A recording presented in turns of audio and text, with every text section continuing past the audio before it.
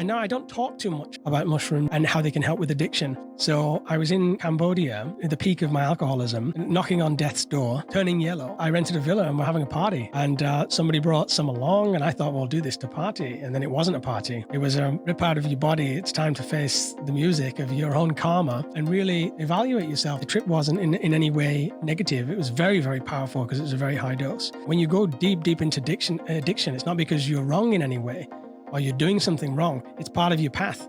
It's often a product of unresolved issues deep within the subconscious that you can't access.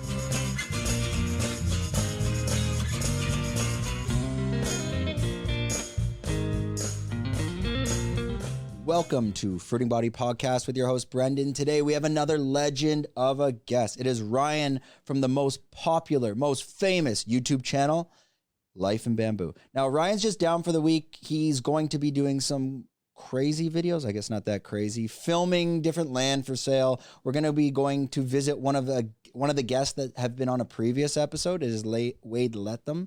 And visiting his farm and seeing all the issues and what's going on there. If you want to know who we are Fruiting Body Mushrooms. We're doing all natural, non-GMO, organic supplements like lion's mane, reishi, cordyceps. I'll leave a link in the description for our viewers as well. I think there's a bit of a discount. Go check that out.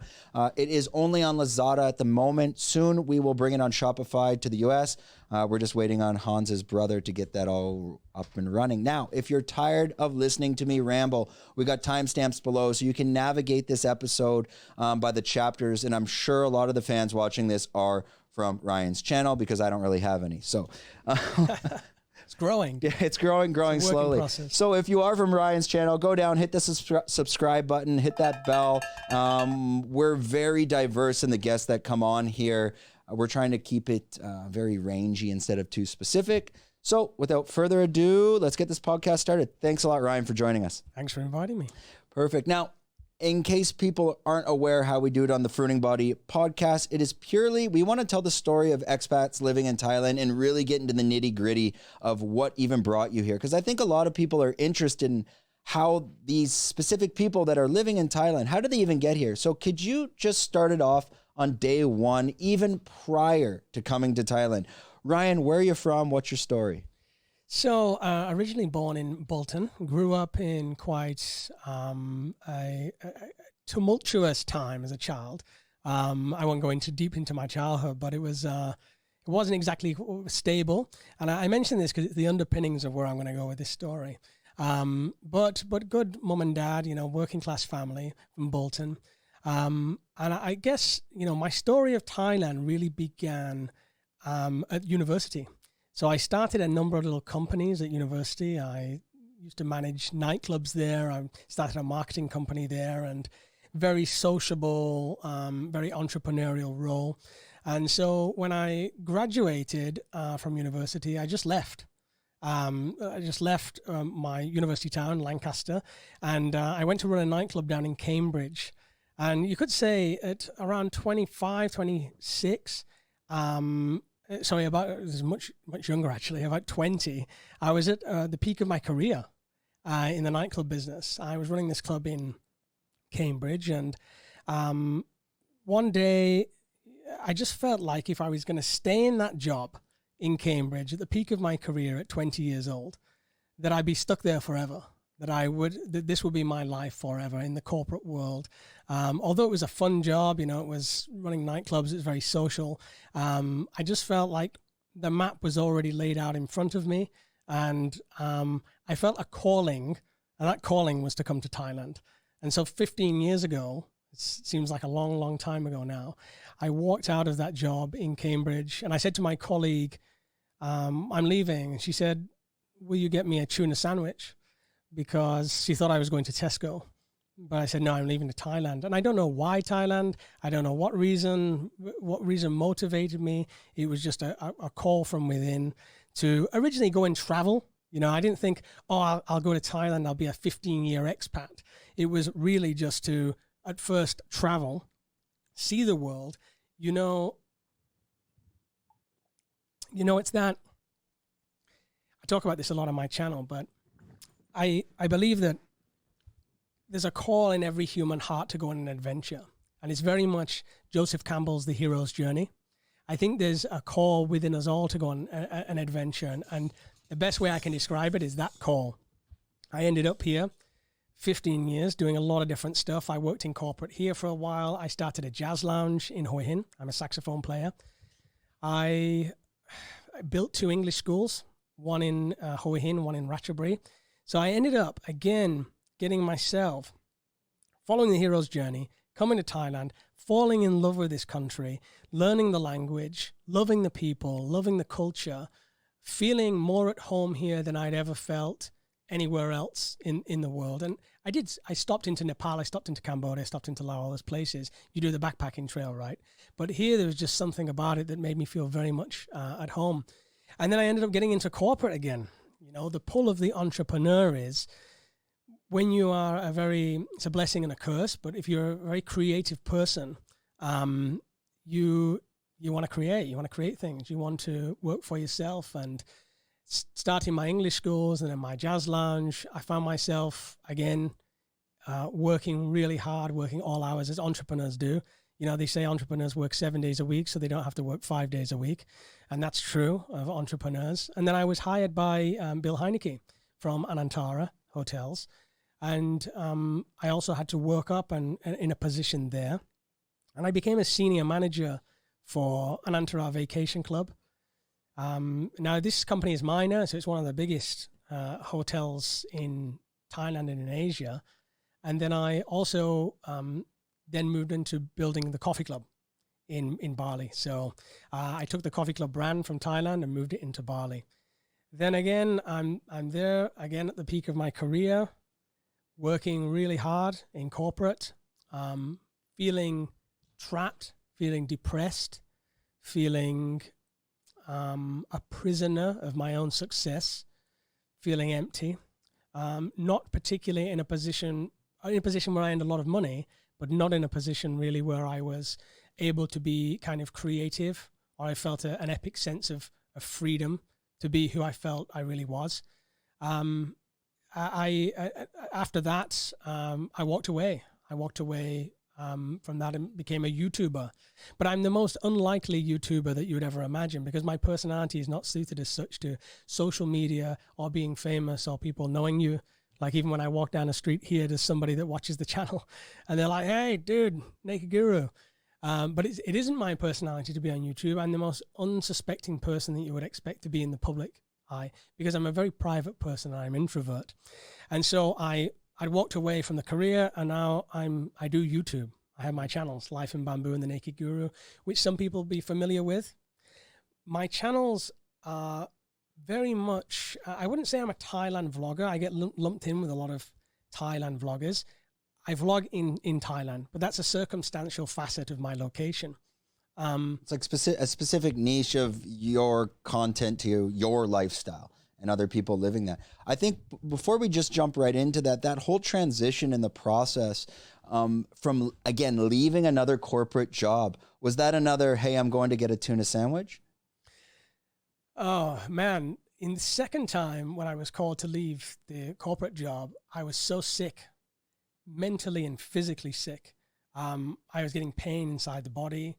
I literally couldn't tolerate going to it anymore, because I think that once you've had a taste of freedom, life is short and you really have to follow your dreams. You can't say, I'm just going to wait until I'm 65 and I'm retired and then I'll go and follow my dreams. Some people have to do that. I'm very aware of like people's situations where they're stuck in certain circumstances, socioeconomic circumstances or whatnot, where they are stuck and they can't just go and follow the hero's journey. They got families and stuff. But for somebody that has the ability to then hold yourself in one location, the body will become sick and the mind will become sick, because you're not following your dharma, your karma, your mission in life of what you're supposed to be doing. You know, how are you the biggest benefit to humanity in what you're doing? Is it being a corporate executive on a high salary, you know, running a small team of people as empathetically and as compassionately as I did run my teams, with a deep sense of our humanness and our shared equality? You know, when you're in upper management, that's lost sometimes. But even doing that, I felt like I needed to do something beyond that, and I didn't know what I was being called to do. and I'm still don't know what I'm called to do in life. But my purpose and my dharma seems to be very much more in line with what I'm doing now. And my health issues were solved immediately. I no more hospital visits after visiting the hospital 3 times a week for weeks and months on end when I was in corporate. Was it just the stress and your body was run down? Well, I mean, we looked at all kinds of things. We did CT, we did MRI, we looked into everything, and the doctor said, we don't know what this is. It's a very specific pain in the abdomen, and but it completely lifted once I walked away and began and continued doing what I'm doing now. Just a quick shout out to 5 Star Marine and Sean Stenning. 5 Star Marine, they're a sponsor on this podcast. So they're just helping us with the production and allowing us to make this content on a week-to-week basis to give it back to you guys, telling you these stories about people living not just in Phuket, but in Thailand. If you want to go check them out, it's on Instagram at 5 Star Marine Phuket. And we'll also leave links in the description. A little bit about who they are. They are a VIP private speedboat chartered tour on the island of Phuket. So they're taking you to places like Koh Lipe Bay, Krabi, Phang Nga Bay. You have complete control over your own trip, which most of other services are not offering that. So Hans will probably throw up a QR code. You can scan that as well, or links are in the descriptions. Go check them out. Let them know if we sent you there. It just helps us grow this podcast. So let's get back to the podcast. But when you're walking away in that transition, you're walking away. I mean, the reality is money. It's the energy that keeps us alive. We need that to be able to purchase stuff at the supermarket, to live our lives, to pay for rent. When you're leaving that world, was the YouTube already set up to financially keep you prepared, or how was that transition? How did that work?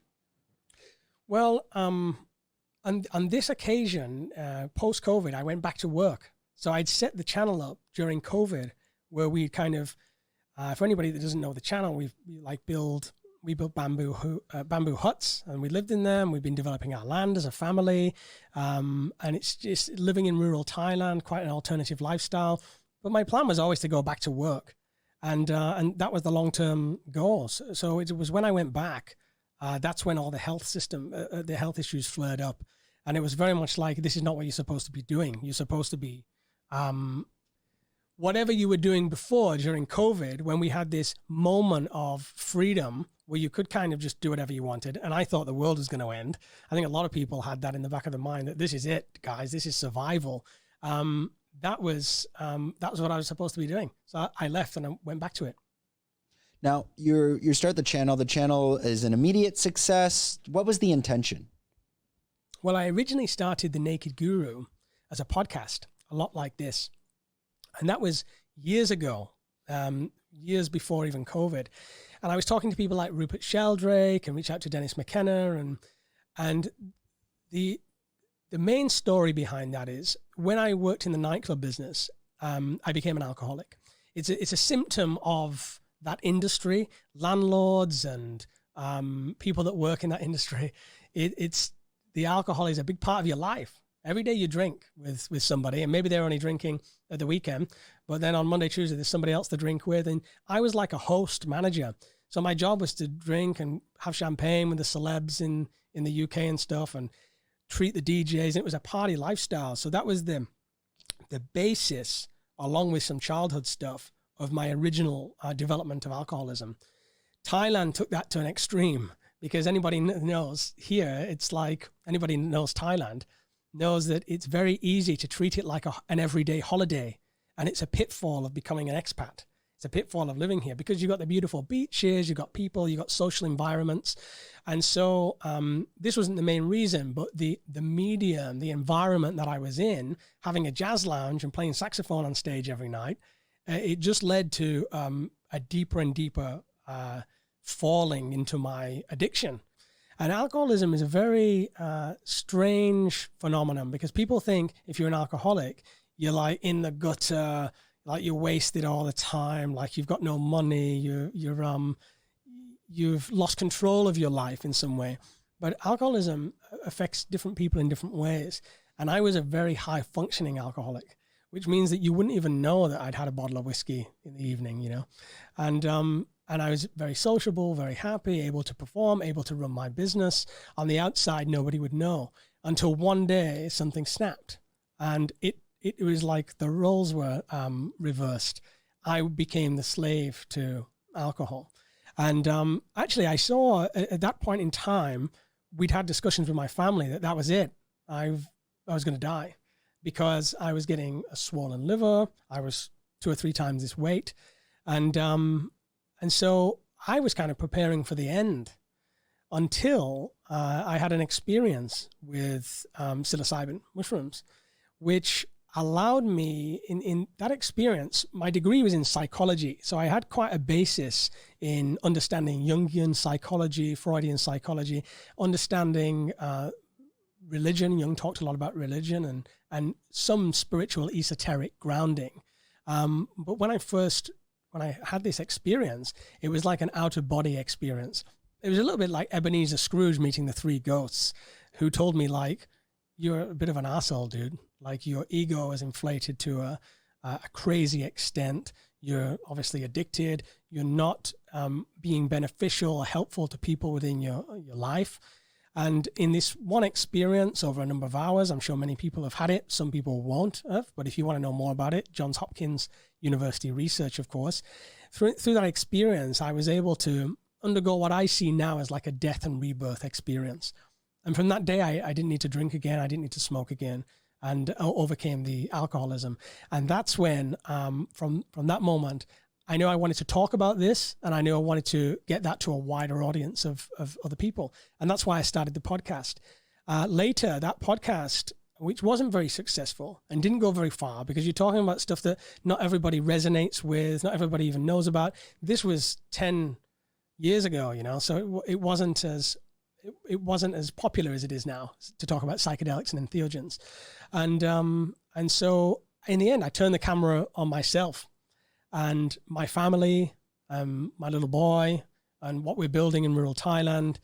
And that seemed way more successful. In fact, as soon as I turned the camera on not only what is it to use entheogens and psychedelics, and what is the academic thing, the academic side, and what do the scientific papers say, that's all nice, it's theory. But what does it look like in practice? What does a life of somebody that's trying to live to certain ethical standards, is trying to break free from their addictions, is trying to live a compassionate and free life, what does it look like? You know, what does the entheogenic route, where does it take you? And the vlog has really been my journey through that. And of course, I pointed the camera on buying land, and I want to help expats become expats. And a lot of it's to do with being a father to my son, and what is that relationship? Like I often say that most serial killers, they were raped as children, they were molested, they were beaten. And so if a child that is raped and beaten and tortured produces a serial killer, what does a child that is loved and cherished and paid attention to produce? And that's my experiment with my son. It's 2 opposite poles of the yin and yang, right? Mm-hmm. You get a serial killer at the end of one line. What do you get with pure compassion and attention? And I demonstrate that not as an action, as a fake kind of thing. I'm vlogging our real life and our real interaction. And I think that's what's poignant for a lot of people. People watch it for different reasons. Some people want to watch it because they're an expat, they want to move to Thailand. Some people watch it because of my relationship with my son. Some people watch it because they're interested in Thailand.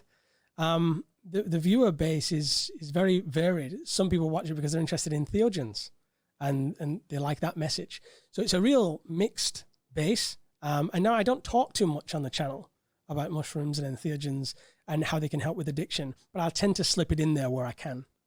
How did you initially come across the introduction to psilocybin? And as a 2-part question, when you were introduced, was it an immediate acceptance, or did it take some time to say, okay, I'm going to give that a go?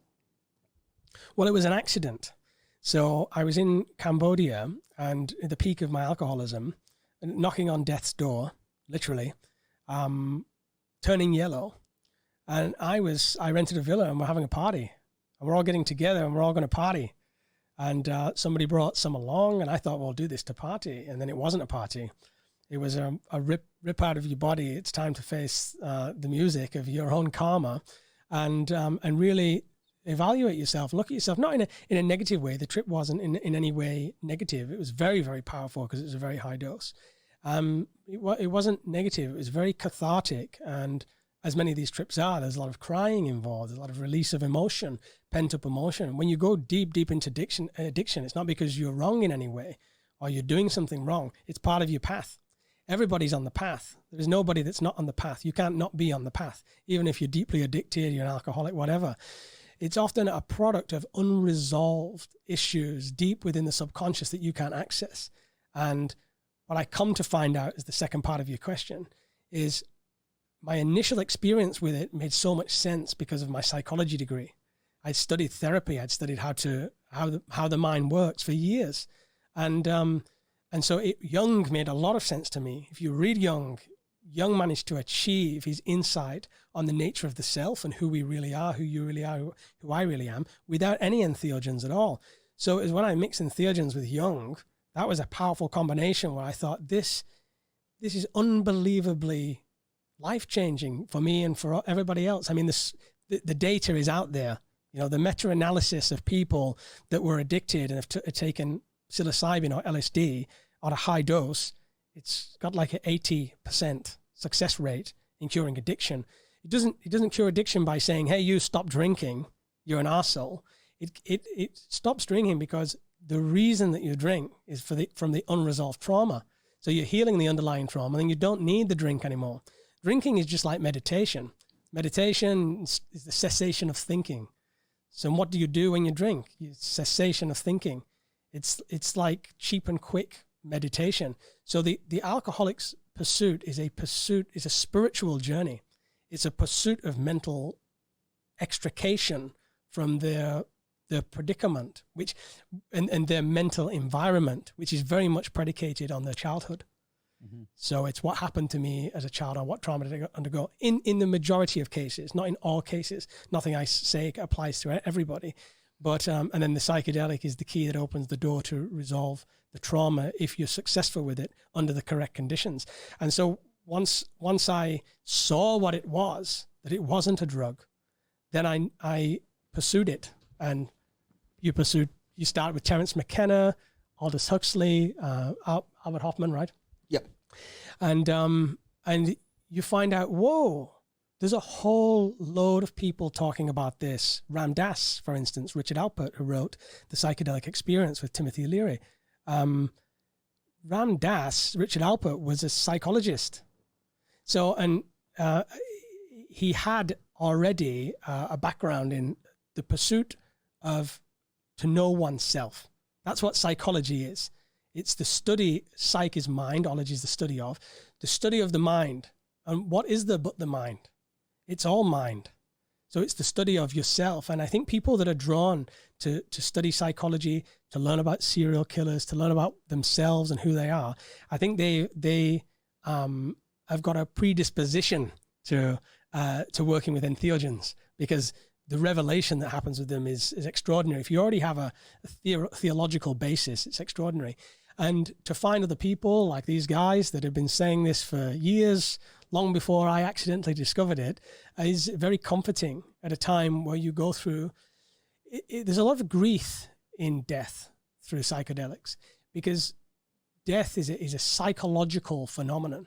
You come to find it's only a psychological phenomenon because all matter exists. First law of thermodynamics, energy can't be created or destroyed. All matter exists indefinitely. The energy exists. But the psychological construct that you call I, that's what dies. And so death is only ever a psychological phenomenon. This person, let's say Ryan, the alcoholic from the past, does he die or transform? Dies. I mean, it's subjective what you mean by each one. Because, of course, like the fundamental psychology still exists. And although with entheogens, you can have that peak where you undergo the death rebirth, but you're coming back into Ryan. So it is a transformation process, but I've seen the process for me has been a process of iterated death and rebirth, because what's reborn after the alcoholic Ryan is the spiritual Ryan. But the spiritual Ryan is just as much an illusion as the alcoholic Ryan was. Because one says, okay, I've undergone the death and rebirth experience the first time, which I didn't know you could even do. So I realized the illusion of who I thought I was. So now who am I? Well, I must be some really spiritual guru, right? I am enlightened. And that's just more bullshit. And that's why I called the channel The Naked Guru. Because the realization after the next death and rebirth is that you're not that either. And that continues on an iterative process until, I guess it's into nobodiness. And it's not good to go into nobodiness when you're on YouTube. Because they call it YouTube, YouTube and Facebook. These are all egotistical constructs. They're expansions of the ego in many ways. It's like your personality is fired out to, in my case, hundreds of thousands of people who then get to judge you, But that's past Ryan. Does he ever try to creep back in and transform himself or bring himself back? Or are you able to, do you hear that voice of him trying to come? Or are you able to block him? Or is he completely gone now? I don't think you can block. I don't think it's a good idea to ever repress what is there. But the process, as I mentioned, the process involves a lot of grief. So who you were dies, and your friendship circles often die. And certain friendships fade away, and things that you used to like fade away. And there's a lot of grief there for that. And so you relapse sometimes. It's very natural for an alcoholic to have slips and to relapse, especially in the early years. But, the more you work with yourself on a day-to-day basis to how am I going to make positive change within my life that is going to bring structure and balance and equality in my life, and you work with the medicines as well, the iterative process of death and rebirth, the further away you get from the initial ego, the less power it has. I would never even consider having a drink now. It would completely ruin my high because I'm high already. Without it, like the amount of light and bliss I feel on a day-to-day basis it doesn't compare to what alcohol could do for me anymore. But you got to go through the process. I'm very thankful to alcohol. It made me very social, made me an extrovert, made me do amazing things. I had amazing things on it, but it became a crutch for my neurosis and my psychological issues, which today I'm not a finished product. And that's what I have to show on the channel, which is very vulnerable sometimes because you're telling people quite openly about things that you don't usually talk about in society, that yes, I'm depressed. Fuck this guy. How can he be depressed? He has a beautiful wife and a beautiful house and he has a nice piece of land. He's got everything in life. How dare he be depressed? But the fact is that you are. And by me pretending that I'm not to be a YouTuber is a lie to the world and a lie to myself. It's insincere and it doesn't help anybody because what it says is, hey, look at me on YouTube. My life is completely perfect. And if yours is shit, it's your fault. Or you should aspire to be something like me, But that's from a point of illusion. It's a facade. It's fake. And it's very tempting to do it on YouTube. I'd much prefer to sell a channel of me as some very kind of confident go-getter that's constantly happy, that never has any problem. That would be great. It would be a great image. I just wouldn't be able to live up to it. Do you mentioned the word, I caught out of there, the finished product. Coming back to the world of psilocybin and that experience, it can be, and especially ayahuasca, it can be very motherly and it's more that feeling of earth and Gaia. Mm-hmm. Personally, I don't believe in the finished product. How can you be a finished product in a circle? Is that a misuse of words? Is there a finished product of Ryan, or is there never a finished product and the path goes forever? I don't know. And that's the thing with the path, and that's the thing difficult part about YouTube, is that it's an ongoing process. So on YouTube, you may change your mind. I may say, I'm going to go and do this. And everyone's like, oh, that's going to be interesting. And then you change your mind because your Dharma is leading you in a different direction. I didn't know I'd be living in a bamboo hut in rural Thailand. It's the whole thing to me is like a school. It's like a lesson. And you just get shown the same shit again and again, and karma will slap your ass down until you get it. If you want to pick the bottle up again and go that way, you can, because you're a free being in an infinite universe. You can choose that way and you'll learn that way. Or you can choose, I'm done with that karma. What's next? And it's not like, oh, I'm finished, because every single time I finish, like I've quit smoking, drinking, sugar, coffee. I might as well quit sex next, It's every time then there's something else that you're going to get hit with, because you're not allowed to. Everything's the process of evolution, personal evolution and collective evolution. And the constant question is, how can I be better? How can I do better to my family, to humanity as a whole? You don't have to have that big a lofty goal, but how can I just be better bit by bit, increment by increment? If it starts with quitting smoking or stopping stealing or stopping shoplifting or stopping doing something that you know has a negative impact on your life, that's where you start, and you take baby steps towards it. I think that the end is, I don't know that there's an end, because I don't believe in enlightenment as a final stage. I think it's a verb. So it's enlightening. It's a continuous thing. There's no end to the universe, so why should there be an end to my process? But I think that we move closer, we walk closer to self by recognizing our shared identity. The illusion of the individual is just a fiction. Who you think you are isn't real. Of course, there is no such thing as England or Germany or a country. These are all just lines that we've drawn on the planet. You know, all this separation that we create and we make is all Maya, all illusion. And so I think from a Hindu perspective especially, you're walking back to the idea of our shared identity beyond the illusion of the individual. And that's the perspective I try and maintain a lot now, is if I'm talking to somebody or interacting with somebody, it's the recognition that we share a shared identity. That's compassion, ultimately. Where does it go for me in the world? Like, and how do I put that to some like positive use?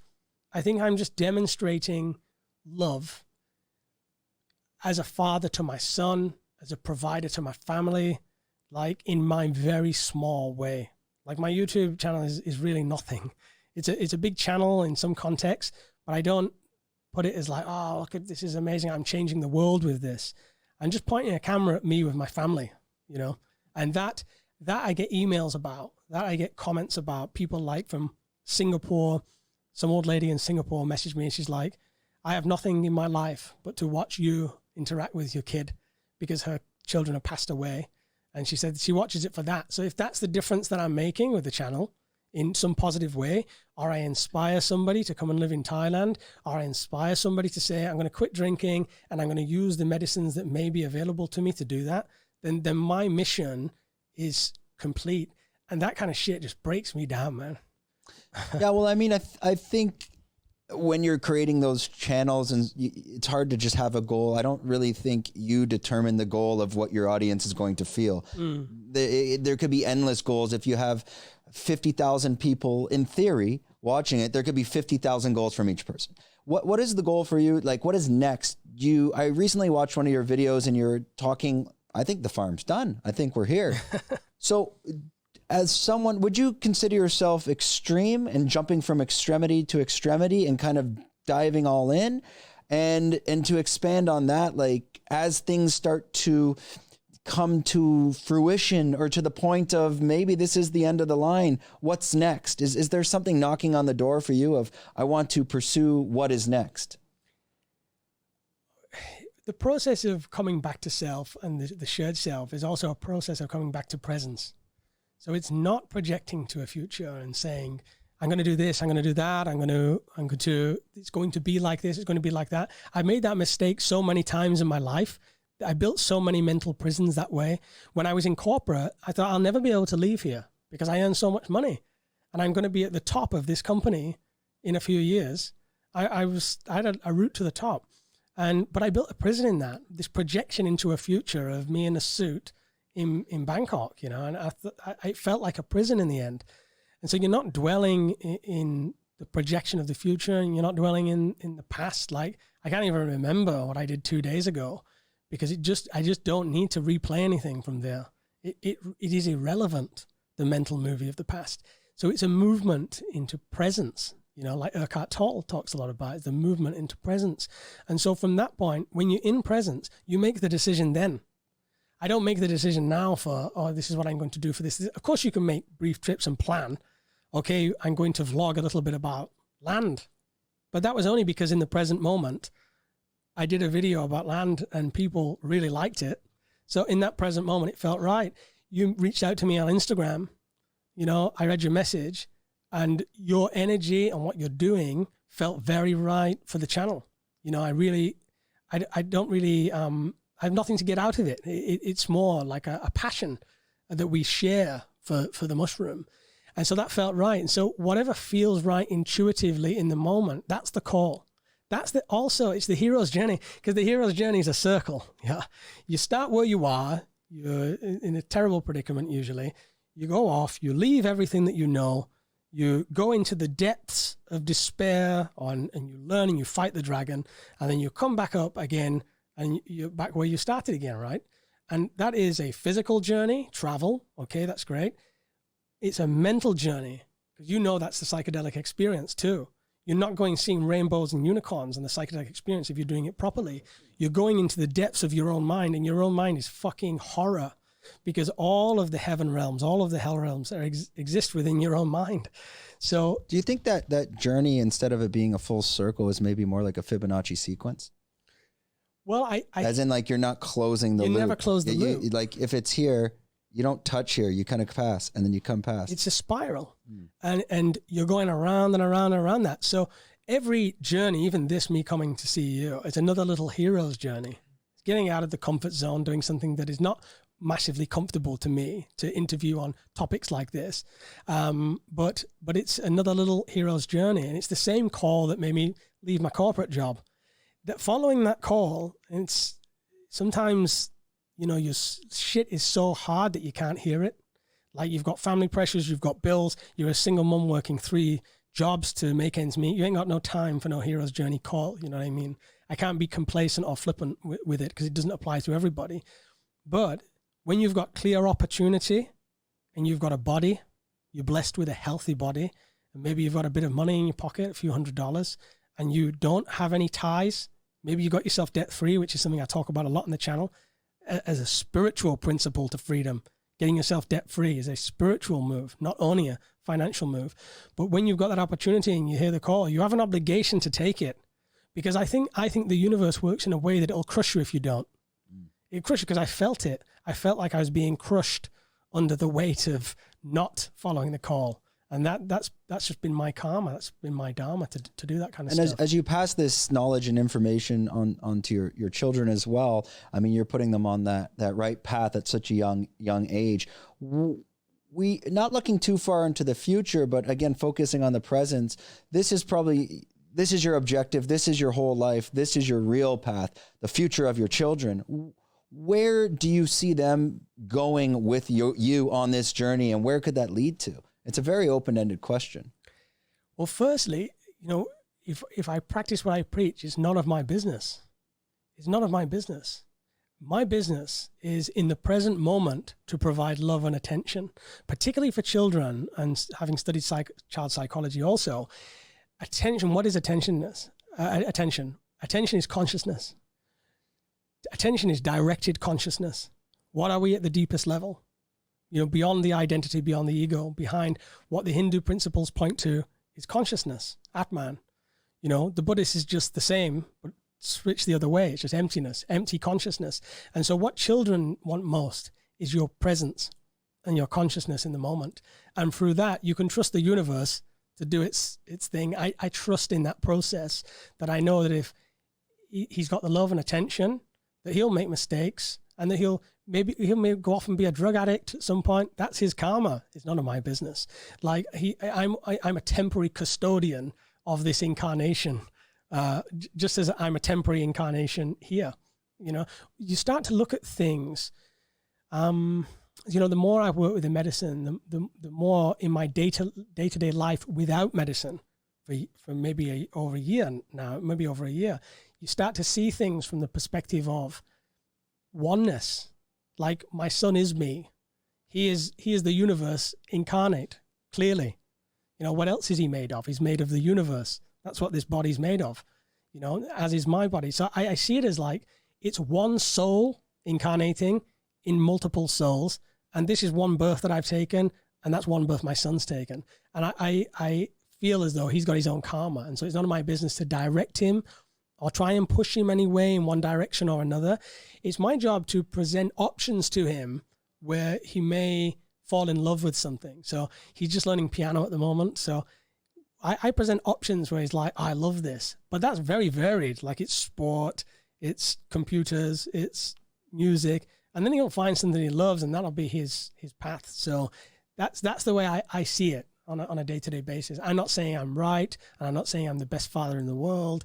I'm not saying like, listen, this is how it is. I'm just saying how I see it, and I'm a bit weird. Do you have a lot of backlash from maybe friends and family back home that question this lifestyle?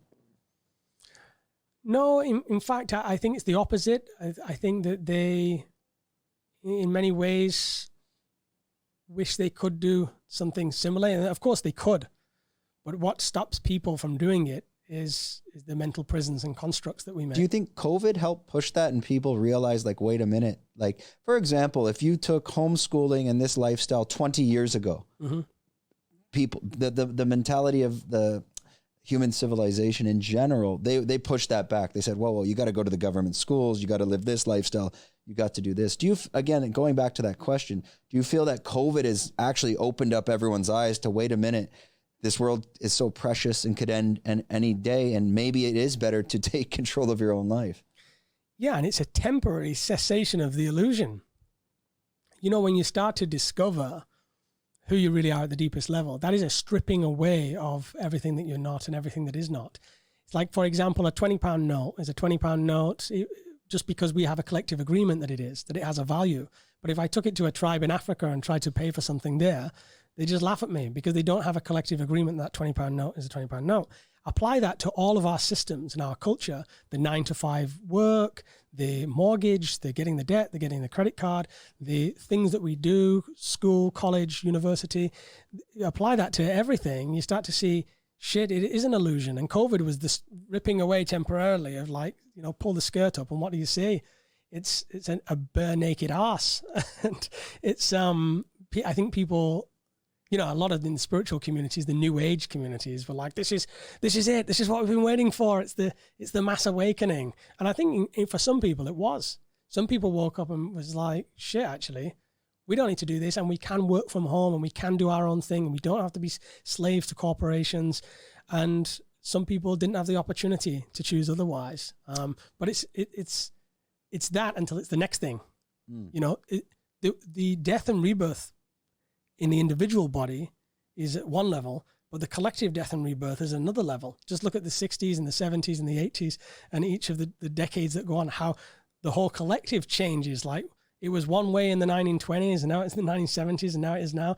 That's a collective death and rebirth. Is that collective death and rebirth, or just of those areas, are they programmed by the upper, I don't know, I don't want to say that word, Illuminati, but let's say, are they being programmed by the world, or are they collectively programming themselves? I don't know, dude. Did you get my question there? I don't know. I mean, It's far too complicated for me to even assume that. Like, I'm still working with my personal, trying to make sense of my own personal death and rebirth. Like, as far as I know, death and rebirth is a psychological construct that you'll go through when you physically die, or you can initiate it yourself in this body.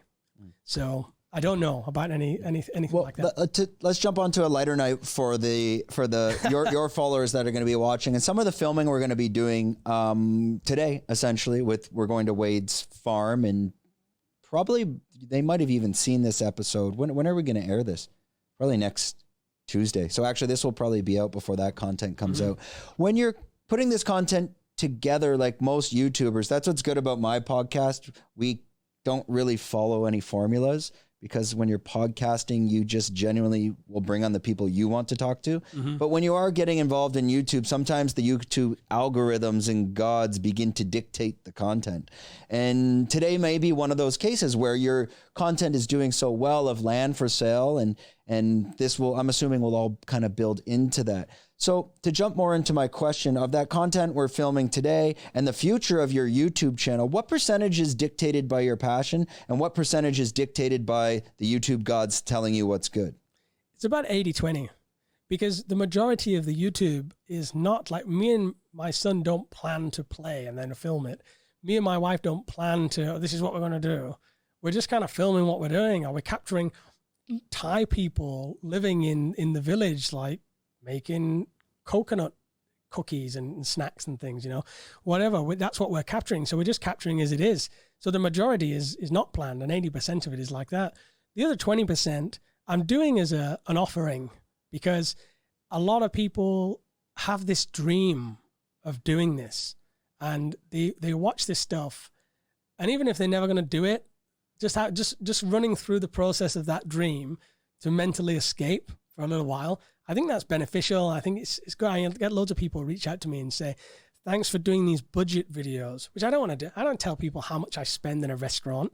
I don't want to tell people how much my bills are and stuff like that.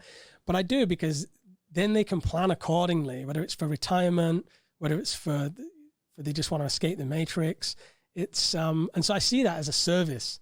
It's my weird way of service, because the more you work with entheogens too, the more you ask the question, how can I be of service? That's how I am. I feel I'm of service, and it's about 20%. And it's kind of going back to what you said earlier. If I am you and you are me, are you not just servicing yourself? Yeah. Well, you got it.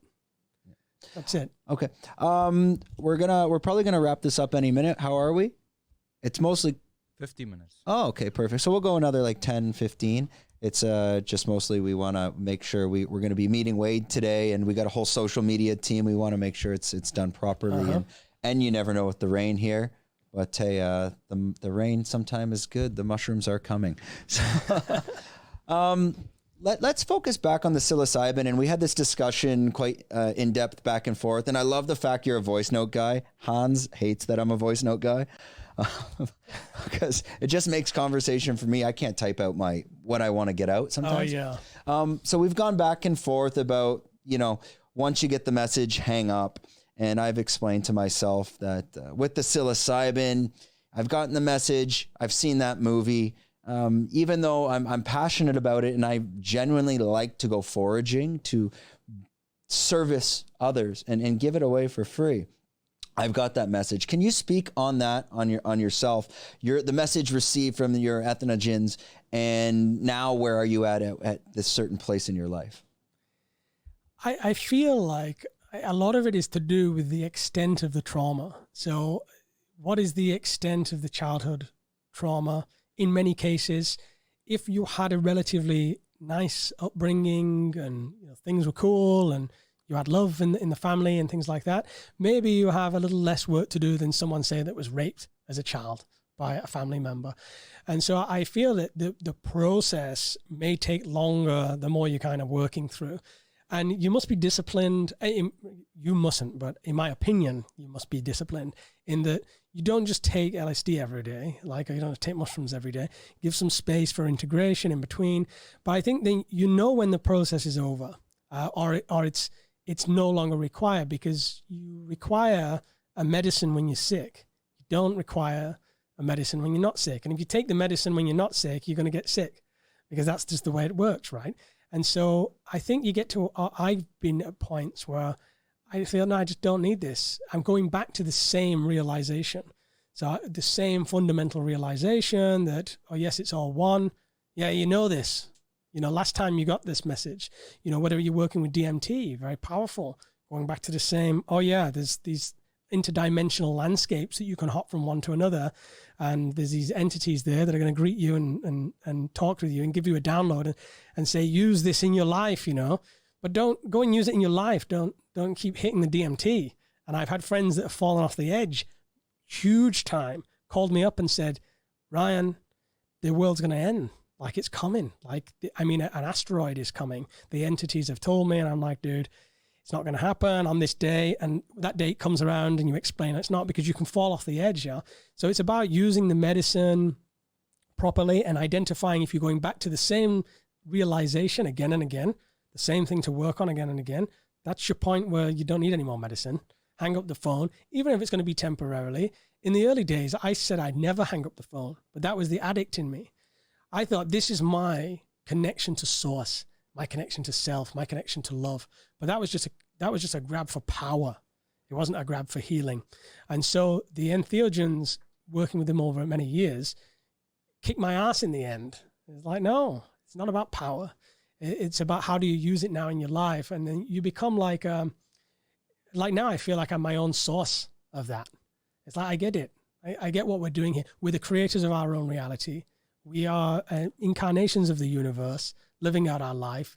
And some people are dealing with a lot more shit than others. and all you can do is do your best, and you'll fuck up many, many times. Yeah, I think there's a famous guy, well, I guess he's famous in the social world, like Aubrey Marcus, and he started on it with Joe Rogan, and he kind of goes on and on about how he's doing ayahuasca trips every other week. I've been on an ayahuasca journey before, and I've met other people there as well. That I've done ayahuasca 50 times. It's like, do you really need to do it that much? I haven't connected to that. Jumping a bit ahead into that, these guys like these social media influencers that are really pushing these ayahuasca trips and going to places like Coachella and Burning Man, and where it becomes this collaborative ayahuasca journey with 50 people in a cabin. What are your thoughts on that? It's a money-making machine, for sure. It's a money-making machine. I'm for it because anything that gets addicts or people that are really suffering to the plant, to the medicines, the people don't matter, in my opinion, in this, unless you're going with proper shamans, in the rainforest. The whole people, the whole setup, I think it's like overly overbearing to me. I've only ever worked with entheogens alone, which when I've talked in the community is quite unique. I didn't meet many people that have only ever worked alone. But I think that if it's getting people the healing that they need, fine. But it's becoming a vast commercialization. There's a lot of uproar about it on social media. I think it's all noise. Like in the end, the plants are going to do what the plants do. And the plant is a far superior intelligence than a human is. That's why you can have no power over it. A shaman is not a powerful being. It's the plant, in my opinion. What does he say? Don't trust gurus, trust plants, I think that people can look into their options of working alone. And I think that there should be some ethical guidelines to do to how much you actually charge for something and how big the group sizes are. But I think we're working that out as a collective. I think it's all being worked out. And I think there are a lot of companies with a lot of interests in this that want to find a way to patent and monetize it. And that's going to be interesting to see how that turns out. And what kind of society is that going to build in 200 years?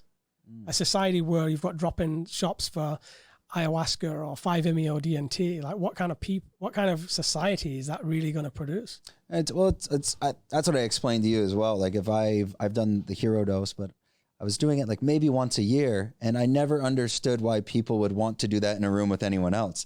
Like you go through your own emotions, it's kind of like if you went to a Thai massage parlor to get a real strong Thai massage and all the curtains were open and everyone else is screaming around you in pain as they're driving an elbow down your spine. I mean, I don't want you to watch me do that either. That's how I kind of compare it. And now for myself, I've also heard the message. And even the last time I did a hero dose on my own, I put the blindfold on, and I think 40 minutes or 30 minutes into it, I saw the circus show and everything coming together, and I know the message is coming. And I honestly took the blindfold off, and I'm like, I've seen this movie. Mm-hmm. And I went outside and I just enjoyed a walk instead, because there's a certain point where, again, once that message has been delivered, hang up the phone. But kind of back to my point about these social media psychonauts that are introducing this to the world. It's great they're introducing it to, but you're also introducing it to weaker people, I find. And these weaker people are more susceptible to the message and what is your message and what are you selling? And that's where I start to question it a bit. Terrence McKenna always said something very interesting about psychedelics and especially mushrooms. He's like, well, mushrooms you can take and you can connect to your air conditioner if you want. Like, and that becomes very powerful. And for someone like myself, you're the purpose of why are you taking psilocybin? What was my purpose? It was always, I would get into a negative mind loop in my daily routine. It could be something so simple as don't order the pizza on Friday. Don't drink maybe a couple beers 10 beers, whatever, on the weekend. Let's get out of that. Let's not do that this week. Or Monday, you're going to the gym. You might say Monday, you're going to the gym for 6 months and never do it. Mm-hmm. What I found psilocybin did for me is I could tell when I got into those negative mind loops. And if I took it on a weekend, it would just break out. And immediately, whatever I told myself to do for 4 or 5 months and I never did it, you will do everything that week. Mm-hmm. However, and I tell people this, if you don't answer that message on the Monday, you won't do it either. Yeah. So you have to immediately take that message and go do that as well. I kind of find my definition of, and maybe I heard this somewhere as well, you start to get lost on where the messages are coming from. They might be coming from the Same journey. message. Right. And I kind of look at it, my analogy is psilocybin is the way that it's communicating with the neurons in your mind. It allows you to go down old ski slopes that you've been down before, and you've let the snow build up. And now you're maybe on a different path. Mm-hmm. And for me, it blasts open that ski slope, and then things click and you go down and you're like, okay, wait, I've been here and I get it. And that's kind of what that message was for me personally. I don't know if that resonates.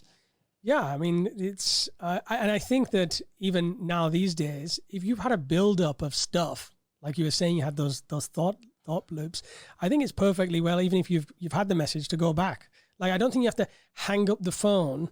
I think Alan Watts, who said that, I think he was actually quite fearful of entheogens. This is just my personal view later in his life, because obviously Alan was an alcoholic and he drank all the time. And I think the hang up the phone was just a nice. It definitely has credit, but I think that don't be afraid to pick it up again. This is all about balance. It's all about like when something helps you to that extent, it can easily become an addiction. You're like, I want that feeling again. I want to go back to that unity again. But what we're trying to do is have that feeling with you at all times without the use of anything. And that requires a lot of lifestyle changes. Like if you're going to drink, you're not going to get that feeling, because it steals that feeling from you of unity and bliss. So you have to make a choice in life, what you're going to do to bring yourself into that. You can hear the phone ringing as well. Meaning for me, I'll question it sometimes. Like, am I in that negative mind loop? Am I going to the gym? Well, no, you just went. You did it. Mm-hmm. And then I'll ask myself, should I do psilocybin? If you even need to ask yourself that, you probably don't. Mm-hmm. Like, it will tell you, hey, maybe you should go try this now. It's time. Yeah. Okay, I think, well, let's end it on that note. I also need a bathroom break because we filmed one before as well. So we did a podcast for the Naked Guru when I was on it, mostly just talking about mushrooms, which you've all already heard too much of anyways. So as we end the podcast on this note, I'm just going to kick it back to Ryan, and this is your camera there. If you can just let everyone know, and we'll leave all links in the description of where they can find you. All right, guys. So you can find me on Life in Bamboo. That's the family channel of our life in rural Thailand, living in a small village in Buriram, or just more of my expat diaries, expat stories, the more informal stuff. I'm on the Naked Guru. Okay, that's it. That wraps up another episode. I never know how to end these. We're out. Thanks a lot for watching.